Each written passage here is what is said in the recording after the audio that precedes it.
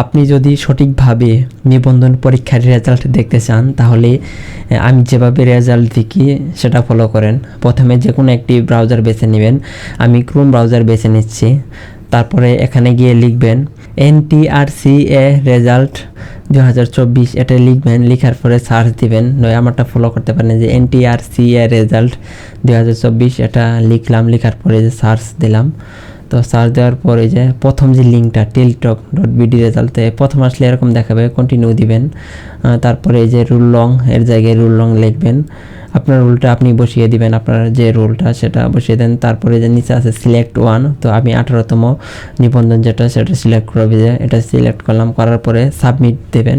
তো সাবমিট দিলেই দেখতে পারেন আপনি যদি কোয়ালিফাইড হন তাহলে কোয়ালিফাইড দেখাবে, আর যদি কোয়ালিফাইড না হন তাহলে যে ইউ আর নট কোয়ালিফাইড। তো ভিডিওটি যদি ভালো লাগে তাহলে লাইক, কমেন্ট অ্যান্ড সাবস্ক্রাইব করবেন। ধন্যবাদ।